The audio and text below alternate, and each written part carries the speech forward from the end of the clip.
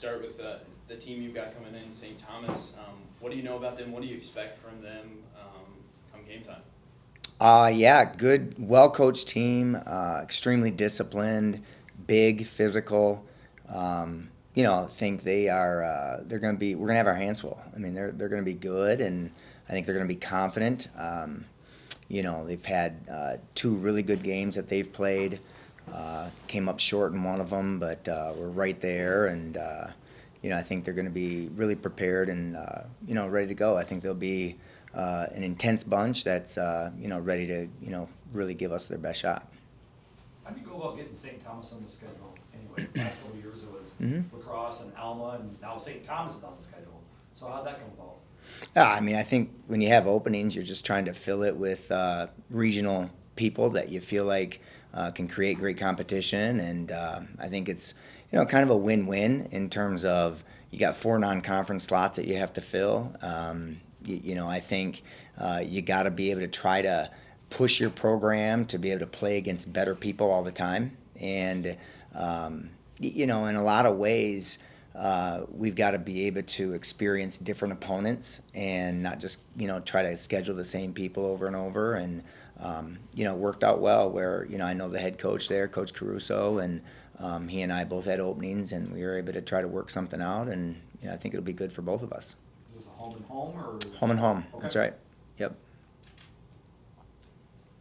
You went from 44 points to 23 points, which means I would like to think your defense improved very much from week 1 to week 2, correct? Correct. I think, defensively, when you look at it, I think we only had 56 gradable plays. You're doing something right when you can get off the field. We were 75% on third downs defensively, and if you're able to get off the field, if you're able to hold them to field goals, which is what we did for the most part, I think you're doing something right. And so, I was really disappointed with giving up the touchdown right after halftime with our kickoff unit there. But by and large, when the defense was on the field, we did a really good job of being able to hold them and being able to, bend a little bit, but not exactly break. And, I was really proud of our defense on Saturday for sure.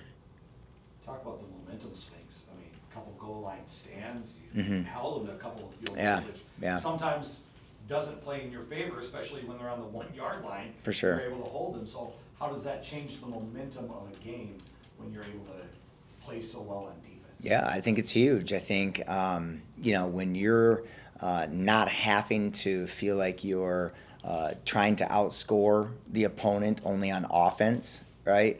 When the defense can lend a helping hand, obviously it feels good. And when you're down in the goal line and you're able to hold right there for a couple times that we did, it's a huge deal. I think the defense gets energized, but it's also a full team thing where the offense sees that, and we were able to get the ball out of there too once we gave it back to our offense. And I thought that was complimentary football right there. I thought we both did a good job of being able to, try to execute our stuff, win our side of the ball, and be able to move the chains and be able to do what we're supposed to do to kind of, put us in a better position. On one of those goal line stands, you come out and then throw a 62-yard pass to Isaac Olson. Yeah.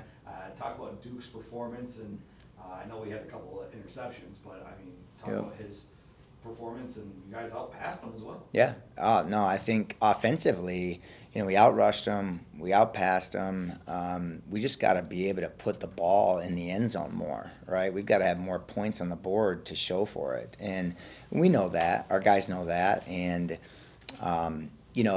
we still got to eliminate the turnovers, like you say, and Duke knows that. I mean, he took great ownership and knew what he can do better, and we talked about this on Friday night in our team meeting, but our guys know a lot of what's going on and what they have to do.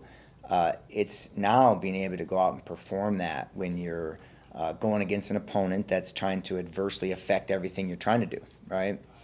So we've got to be able to do it better and better all the time, and that's why meetings and practices and our walkthroughs and everything that we go through are just extremely important. You got to be precise, and you got to be super locked into every rep you take. And I thought Duke, for the most part, did a great job. I mean, he was, I think, really comfortable at times back there. I thought he felt like very poised, and he was able to see the field a little bit better maybe than a week ago. And he did a good job of finding guys downfield. With that defense, the performance from last weekend, how has that kind of gotten them maybe a little fired up for this game this week? We talked about how it was 44 points in the first week against Moorhead, got it down to 23 this past weekend at Northwood. How has this kind of really built their confidence and gotten them ready for this game against St. Thomas? Yeah, I think, defensively, I think we bring a really aggressive mindset to practice and preparation consistently. And so I think we're just continually building. We're continually trying to find ways to get better, trying to find ways to eliminate mistakes and big plays that maybe we've given up. And, Monday nights we try to go through a lot of corrections and a lot of review and a lot of just making sure we're working on ourselves from the previous game. And guys were really dialed into that. And so, I think defensively wise, we just continue to try to find a way to move forward each week. I think sometimes you've got to be able to have chemistry and, guys really excited to just go out there and play together. And I think that's continually coming along. And I really like that about where we're at defensively right now. Coach, we've seen both Duke and Austin on the field in different games, and we've seen what they can do kind of when they're comfortable in the scenarios. Has one or the other kind of separated themselves in a way or not? And I guess who do you expect to see? Yeah, I mean, I think, for 2 weeks running now, and I would have said this prior to the season, but I think all you guys probably see the same thing. Like, Austin runs the ball well, Duke throws the ball well, and those are probably each of their strengths, right? So it's a little bit of, how can you kind of ride that wave without being too predictable and making sure that the offense is still intact and you're able to kind of get the best of everything. But at the same time, you want to be able to utilize both of their strengths too, because, Austin's legs are a great weapon. And, Duke is getting more and more comfortable in the pass game, and so you don't want to forget about that either. And so, while you're trying to establish, a running game, which is predominantly what we'd like to do, but that doesn't mean that we have to stick to that. And so you gotta be a great coach in terms of being able to think through all of those options, being able to see what's working, how you're trying to attack defenses and what they're giving you, and then utilizing your personnel in the right way. And when you can try to figure out all that from a week-to-week basis, you got something. Does it come with some strategy of another team, say, looking at the film, if Austin's on the field, they're going to assume that you might run it? Does there come with some strategy and some difference in play calling to change that up? Yeah, I think for sure. I think you don't want to ever be too predictable. There's always a fine line of, how much are you giving away to opponents and letting them see what you're going to do and, what your tendencies are, but then also not overthinking it yourselves and not beating yourselves. And you want to be able to put your guys in positions to where you're going to utilize what they can do well and, having them just go out and play freely. Ready, Coach. Well, it's been a busy few days for you, a lot of games and a little bit of time. Regardless of wins or losses, what's your big takeaway from when you're playing that level of competition this early in the season? Yeah, you just learn a lot about yourselves. You learn how tough you are, right? Because we knew we'd face adversity, and how we respond to that adversity is kind of a key factor in how we can go, forward. I felt like Thursday against Wheeling, we played well. Wheeling, undersized, playing a lot of freshmen. So felt good about that result. After that, I was pretty disappointed in our response in some tough matches. Spring Hill, good team. I felt like we could have been a little bit tougher with them. Same with Southwest Minnesota State. They're probably a top 15, top 10 team in the country. Like, they're very talented. But if we believe we're good, we should be a little bit more competitive. And then Saturday was pretty embarrassing, if I'm being honest. Like, we did not show up ready to play. In West Florida, the host school was ready to play. And that happened. Like, you can't change it. It happened. So we addressed it down in Florida as a team. Made some changes, had a great practice yesterday. We have another practice today, and then we're back on the road tomorrow.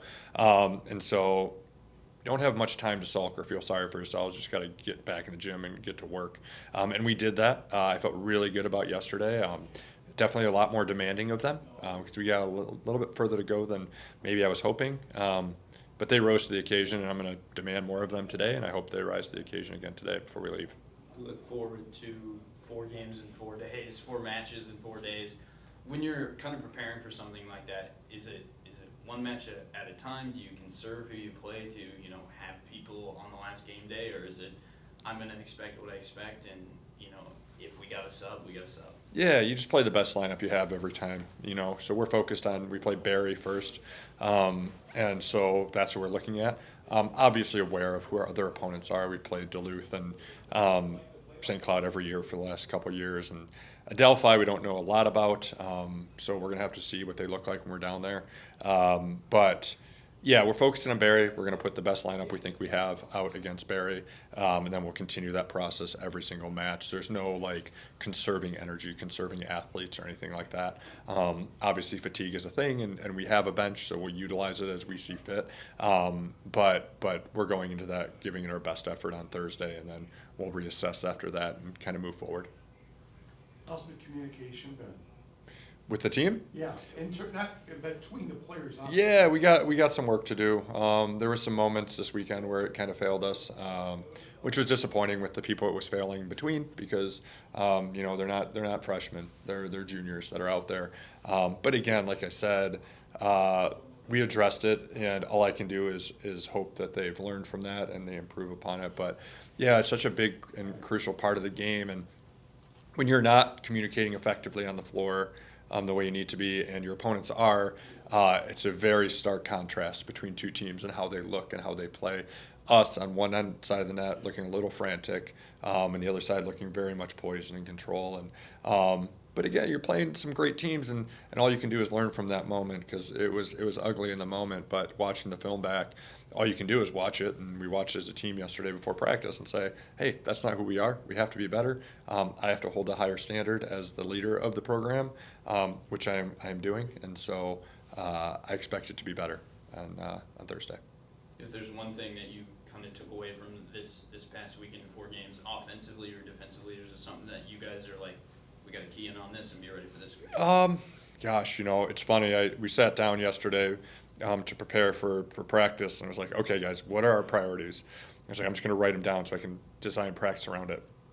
And I used 2 full pages, of writing down what we need to work on. And so what we ultimately narrowed it down to is the defensive side of the ball, so blocking and defense we need to get a little bit cleaner at. We're just out of position a lot, not applying some of the fundamental skill we need to often enough. So I'm hoping that we'll get more digs, we'll touch more balls as blockers, especially against the outside, so our right side's blocking our opponent's outside. We just have to be a little bit better at. So that's our priority, but we have a lot of offensive things we need to continue to work on. I think the shining, position was the middle. So Mackenzie Gruner and Emmy Gulak did a really nice job out of the middle, what we asked them to do. They got to be better at blocking, but offensively I thought they did a nice job. Lisa Haugen, our libero, I thought she did a pretty nice job. She's got some stuff to work on. But I think those areas were good. And then again, the priority yesterday and today is going to be our defense and blocking. Obviously you want to win, but as the saying goes, you want to be playing your best at the end of the season. For sure. Is it a concern about this weekend, or are you just, we got to work on this stuff and be ready when the GLIAC season rolls around? Yeah, it's just an opportunity to learn and get better. It's, I hate saying something like that. Definitely not concerned. It's, every time you play, you're disappointed when you lose, you're excited when you win, but ultimately, once you leave the gym, all you are left asking yourself is, what do we learn about ourselves to improve? And so coming off last weekend, where the last 3 matches were a little bit of a disappointment, you learn from it, but then you can't dwell or sulk on it, so you can't really attach a high degree of emotion to the result. You just learn from it. And so I'm going in against Barry and saying, another really good opponent, and we just got to play harder, right? I think the biggest thing that was a problem was we got a little scared. Playing good teams, we got scared, and they were doing good things and pushing on us, and we were on our heels. And so part of that learning is like, hey, when you're playing a good opponent, you have to step up. You can't be afraid. You just have to go out there and play free. And so that's kind of what I'm hoping. But yeah, there's no concern or fear. It's just like, hey, let's be better on Thursday than we were on Saturday. which will not be difficult to do. We were not good on Saturday. But I really, this group, the one thing I really appreciate is, when we sat down and hashed it out on Saturday, I was pretty honest with them about what I thought, and they were very receptive to it. There was not a lot of sulking. There was not a lot of woe is me. It was a lot of like, yeah, you're right, coach. Like, let's do it. Did you feel like you were getting beaten up? I swear every player on their team was 10 to 15 pounds heavier than yours. Yeah, they were a sizable team for sure. And I think too, I think if you look at our team in terms of stature, we're not very big, but in terms of fight, we are. And I think we battled. And I think that game was probably a deserved result for both sides. I think it was pretty even. But yeah, it was a very physical battle. And I imagine that's what we're going to see a lot of this season. So it's good to prepare like you're going to play once you get to conference. Yeah, it was pretty physical. Because I thought there were shoulder pads. 2 draws. So, offensively, what do you guys want to change, or what have you seen throughout the first two matches that kind of needs to be worked on? Yeah, I think there's a lot of learning that happened.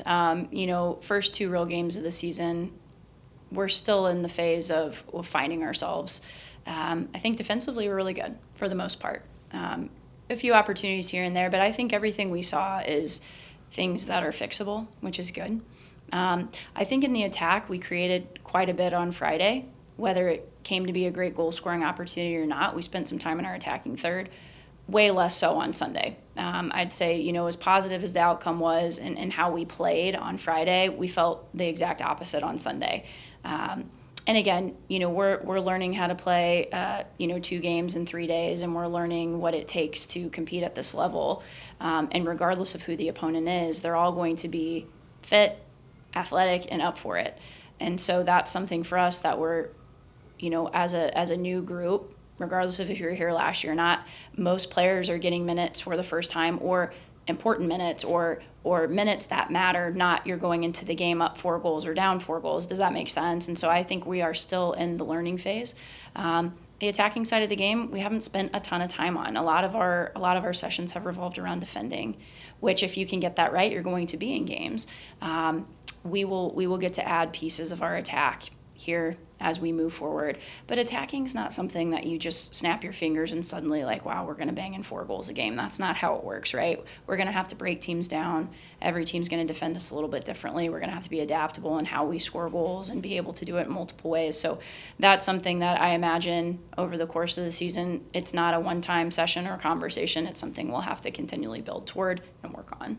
And speaking on that defense, Jillian Thompson, 8 saves across this Yeah. weekend. Is that a comfortable feeling, having her in net and being like, hey, she's definitely a part of keeping us in these games and the ties that we had this past weekend? Definitely. I think, an award this early in the season is a very positive spot for our entire team. I laugh. We have 4 goalkeepers that can all play. So our goalkeeping unit is solid in and of itself. Jill stepped into a job that we needed somebody to really fulfill. I think we had question marks coming into the season of who that would be, and it's not an easy thing to do, especially with her previous journey. I'm really proud of her for stepping into both of those games, and she was tested on Friday. She didn't have as much to do on Sunday, but I think that's even more challenging for a goalkeeper when you're not called into action a lot, and then suddenly you have to come up with a big moment, and she did that. I also think she's doing a great job of communication, leading with her voice. And I think the girls are very comfortable with her back there. And us as a coaching staff, we have her back. I think the rest of the goalkeeping unit has her back. And so if she continues to play well, we'll continue to be successful.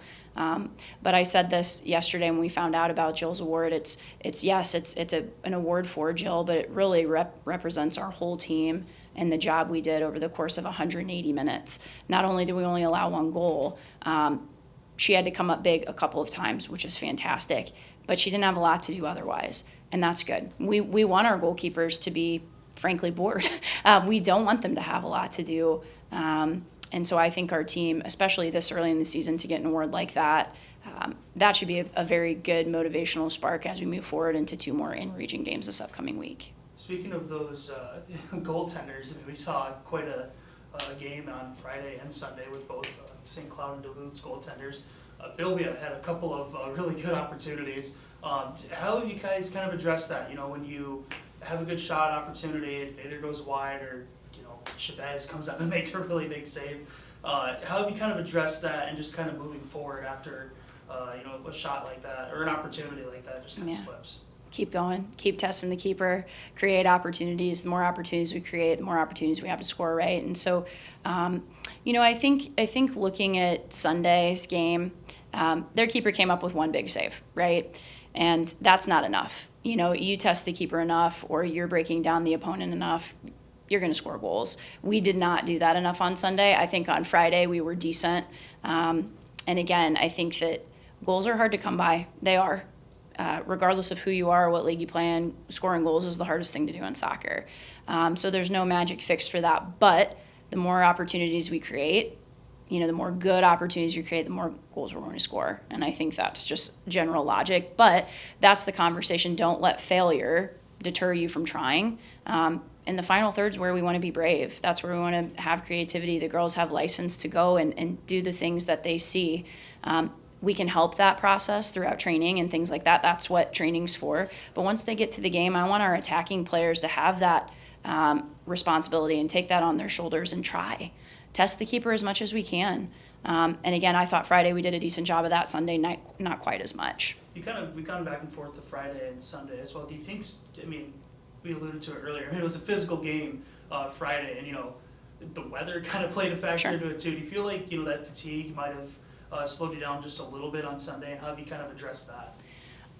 Certainly, yes. I think there's factors like that will certainly impact our second game of the weekend, whether we play Friday, Sunday, or Thursday, Saturday.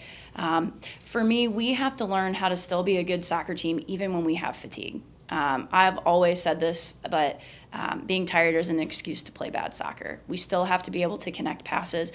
And honestly, I think a lot of the work on Sunday that we made ourselves. It's not like Duluth stepped in and broke us down and played beautiful soccer.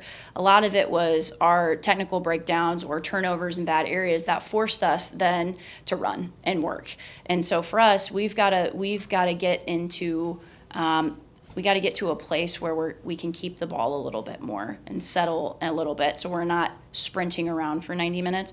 I think the fatigue factor was there, though, and you're right, conditions for both days weren't great. That's going to be the normal, though, so we have to look at that and say, okay, this is what it is.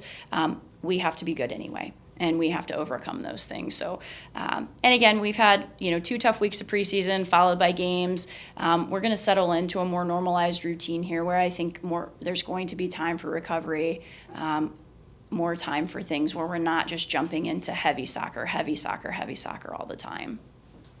Coach, when you're leading a program that has historically had success, you know that every team that comes in or every team you go visit, you're going to get the best 90 minutes. Is that a message to your team that they're going to bring their best 90? We also, every game, have to bring our best 90. Yeah, I think one of the things I talked about with you guys last week was preparing for every game like it's going to be the hardest team we play all year. And that's how we prepare, that's how we train, and that's how we go about our scout. Everything is very geared toward being the best we possibly can be on game day, no matter who we play. Last year doesn't matter. The year before that doesn't matter. What matters is the here and now, and I think we have to focus on the present and being the best possible product every single day as we possibly can. I think the challenging thing from a coaching standpoint is you see a team come out on Friday and play a really good St. Cloud team and battle them fairly evenly. We have it in us, and the potential's there. And then we fast forward to Sunday, and we dropped a couple levels. And so it's finding that how do we get that same effort that we had on Friday, or that same consistency, or that same elite level on Friday every day. And that's something that we're constantly talking about. And I think the girls recognize it too. I think they can clearly say there was a difference in between games, and no disrespect to Duluth, they put up a really tough fight. But when we reflect, I think we'd be okay if we said we played great and tied versus we didn't do enough and tied. So it wasn't about the result. The result was what it was. We're focused on how we're playing and our performance and how we make that, if we're going to fluctuate between an 8 and a 10, 8 being our worst, which is still we're over exceeding, 10 being the best we've ever played, instead of fluctuating between a 3 and a 10, right? We want to get that more consistent high performance. And again, first weekend, and still a lot of newness. We'll figure it out. We'll get there. Yeah, and then looking ahead, Northwood and Cedarville, what do you know about those two programs? Yeah. And I mean, you're expecting their best 90 minutes, but Sure. anything that you've keyed in on early that they're going to do well? Yeah, I think, Northwoods only has one game under their belt so far. I think it's nice for us because we have experienced that normal weekend of game, break, game. And we've also had some time to settle into real gameplay. Northwood's going to be a tough opponent. We know that. And so we know Thursday we're going to have to show up and bring it if we want to perform well. I think Northwood might play a little bit differently than some of the teams that we've seen so far. So tactically, we might have to make a couple of tweaks here or there. But at the end of the day, for both of those games, we want to reflect on the weekend and go, we put into really good performances right before we go into conference, regardless of the results. And if we play well enough and consistently, results will follow. And so that's been my message to the team. Cedarville's a good side too. And we'll get to see them play an in-conference opponent, Michigan Tech, on Thursday, so that will be useful. But for us, we're really looking at the Northwood game right now, get through that one, perform the best we can, and then we'll flip the page to Cedarville. So one game at a time, one performance at a time, one practice at a time. If we can stack days like that, we're going to continue to get better and grow as a team.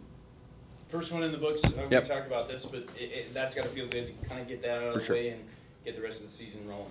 Yeah, it was a positive weekend overall. I mean, I think we missed a lot of chances that we should have finished 35 shots, 2 goals. Probably not good enough for what we want to achieve. But overall, I thought the spirit, the defending, a lot of the concepts that we try to implement over the first 2 weeks of preseason we saw. And then we saw a little bit of a drop on Sunday, I think, in the second half, where our team is getting used to playing in that 2 games of 48-hour routine. So for me, it was all good signs. Good to get the first win, but we know we've got to play much better and much tighter, much cleaner if we're going to have any success this weekend. Road trip this weekend. Yep. Not an easy one. No. By design. Yeah. By design. Yeah, I mean, look, the 2 teams we're playing were both in the Final Four in the last 3 years. They're at the top of their respective conferences every year. So this is the type of trip that we want. It gives us an opportunity to be competitive in the region. We're going to take it one game at a time. The biggest game for us is the next one, and that's Lewis on Thursday. They were tremendous this weekend against 2 GLIAC teams. Very powerful, very good team, experienced, well coached. I mean, all of it. So it's going to be a huge test for our guys. They're up for it. We're up for it. This is the type of game we want to be in. But if we want to have some success down the road, we've got to find a way to pick off some of these games. And I think that's the biggest test for us that's still out there for us.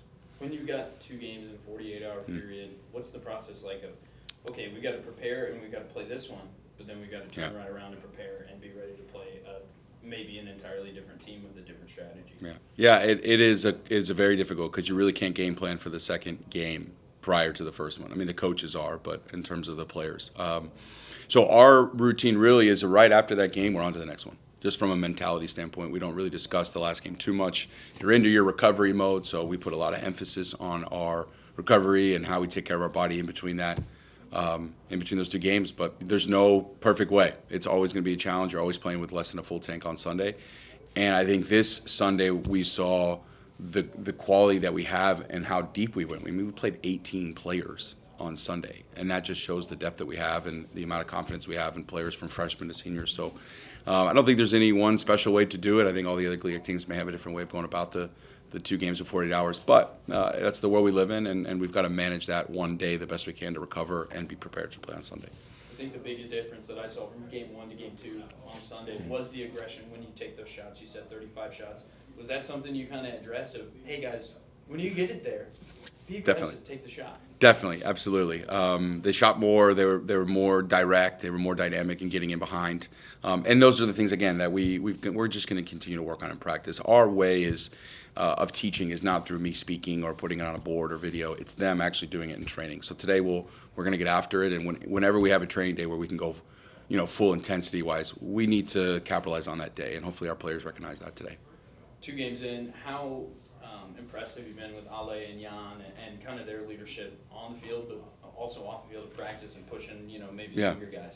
It's been great, and I don't think it just started in the last week or so. I think it started last year in the off season. It just continued, and now that we've kind of really given them control of the team, and they have the voice that they're starting to get comfortable using, I think it's only going to get better. I think the team knows now that they have the control, and it's not just the energy's not coming from the coaching staff. And I think Ale and Jan are the ones that are leading that, as well as the other seniors and the other guys that have been around. However, their leadership has been phenomenal. They lead by example. They use their words when it's needed, and I think it's only going to get better. But they recognize that now we're stepping into the meat of the season here, and there's no more time for development. There's no more time for, hey, I need to work on this. It's go time. It's about getting the results, and they recognize that. What did you end up learning in that Northwood game that you brought into that Lawrence Tech game on Saturday? As you kind of mentioned, more shots were kind of had in that Lawrence Tech game. So just kind of take us through that process of what it was like, going from that end result of the Northwood game into the next game of Lawrence Tech. Yeah, I think the biggest thing from Northwood was that we didn't finish our chances. 18 shots, our goalkeeper made 8 saves. We could have gone in up a goal at halftime. So the emphasis on Sunday was to get an early goal, get a first half goal, continue to pressure the goalkeeper, which we did. But I think that, again, the biggest takeaway from me was in our mentality was that we had a lot of success in the first half, didn't come off for us. Then the game became even because they stepped up and became more physical. We got knocked back a little bit, but we didn't bend. We didn't break. We kept going. We kept finding chances. So that was the biggest takeaway from Northwood that we were able to then apply to Lawrence Tech, because it happened again, and this time we conceded 4 minutes in the second half, and we had to re-find our groove to find that winner. So those were the most important things for me that we did successfully, that we want to take away from, but at the same time we all recognize that we've got to finish our chances. We've got to be clinical in the final third, and that's the only way to really win games. But the mentality was good to sort of rebound from those tough moments within the game. This Lewis team that's coming up, this is the team you played last year, able to take down at home.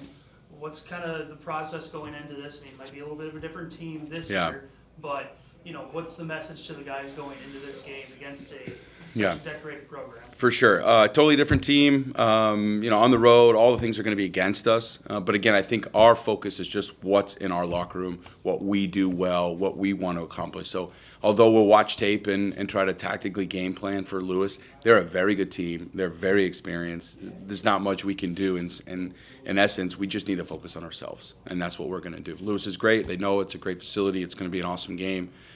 We may play great and lose. We may play awful and win. That's soccer for you. But for us, we're just going to focus on what we're doing well and improve on what we're not doing well, and we're going to ride that, every game in and game out. And right now, we're just focused on Lewis.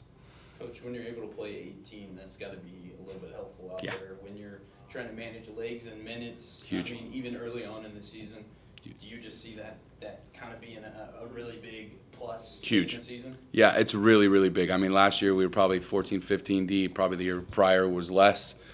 So I think it's gonna be huge for us later in the season, where we can rest guys and again on the Friday, Sunday weekends, not play players 90 minutes on Friday and expect them to give the same output on Sunday. So I think that's what we're looking at. We played 18 players, probably could have gone deeper. There's 4 or 5 guys on the bench that have the quality to play as well. So we're excited about that as a program as a whole, and we look at that as an awesome opportunity for us to continue to develop the program. However, right now we're in a win mode, and so it's good to know that we have those resources on the bench right now for us to help us in those tough situations.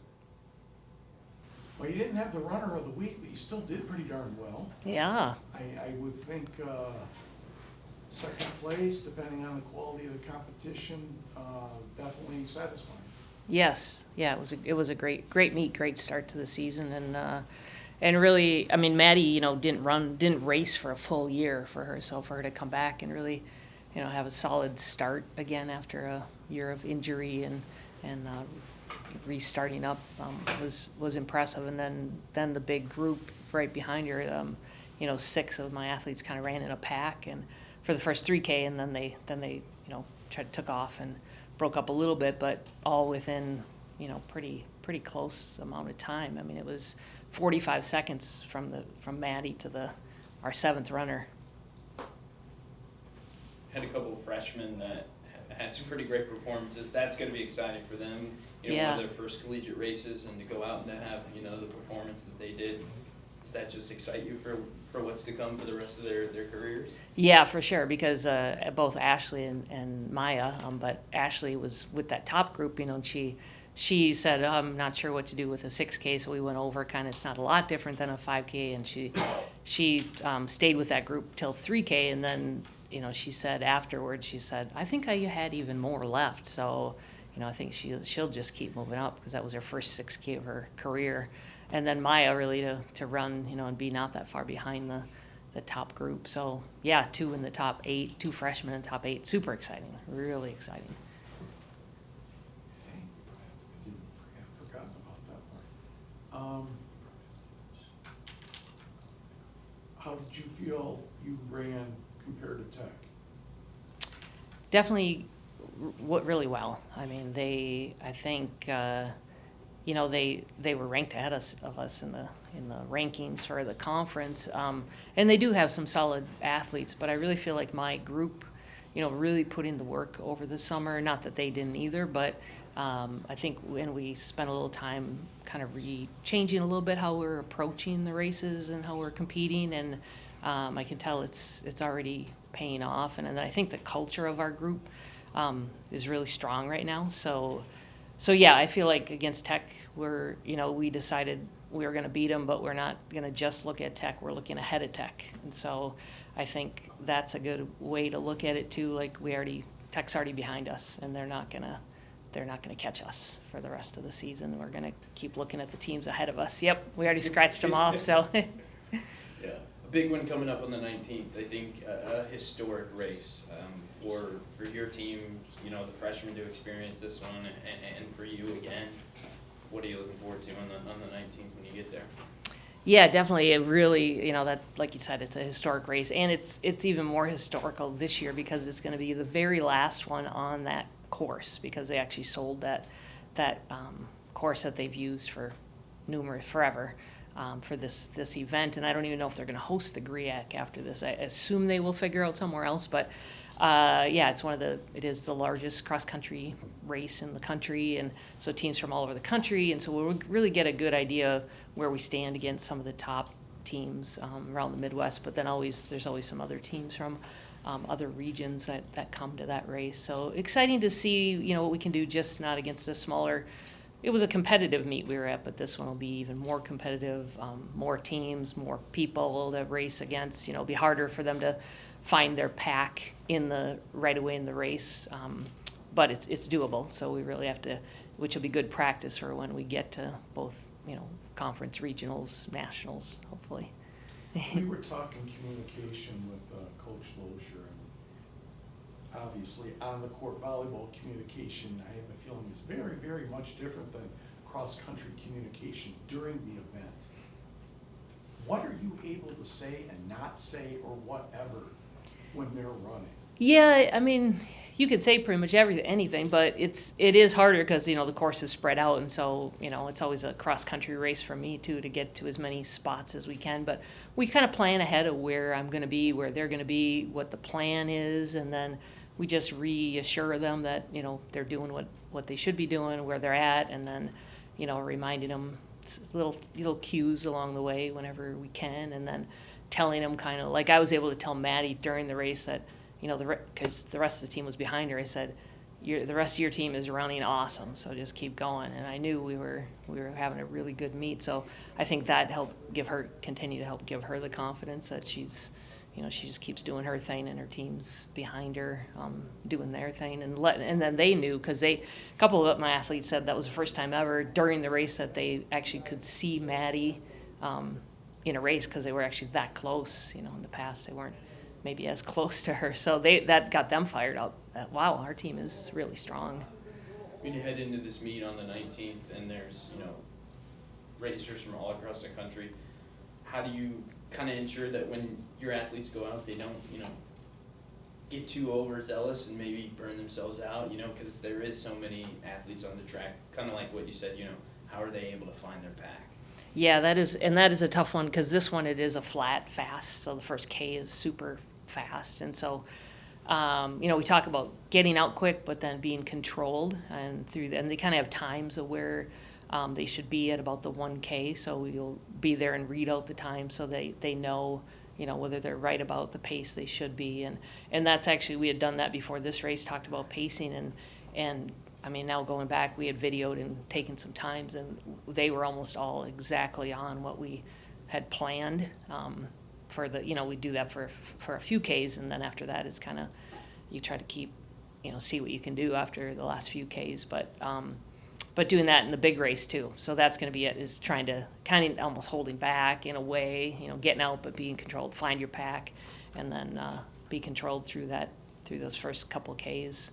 Because then it does, this race, really, historically, the second half of it is the toughest part. It's really it's a golf course, but it's a hilly golf course, so it's not an easy race. The times are typically not fast at this course, so also not worried about the final time, but really, then just racing that last half the best they can. When you go about trying to improve, let's say you're trying to improve 30 seconds to meet, whatever cutoff it is, what's the process like that of, okay, I've got to make up 30 seconds. How do I make it up when, each meet is really a different course?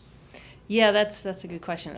It is tough, but we really do a lot of pacing and practices, and then now doing, as we race, you're getting fitter by racing, but then also the workouts we do, we have, like this week, we have 2 different harder workouts it'll kind of improve our fitness a little bit, and then having them then we do some pace workouts, and they really believe that they can handle the pace that they need to go in the next race. So as they get fitter, if that pace feels, not as hard, and then they get in the race and they're kind of used to the pace, and they're ready to hit it and see what we can take off some more time. Yeah. You're obviously familiar with the GRIAC course by now. Yeah. In terms of where do you set up? Do you set up as they're starting to go up through an uphill, or do you after or is it just?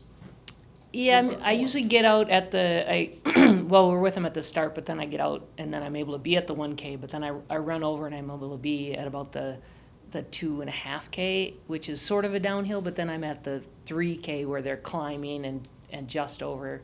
Then I'm able to run to about the 4, which is kind of more after they've gone up the hills, and then they still have like a hill towards the end.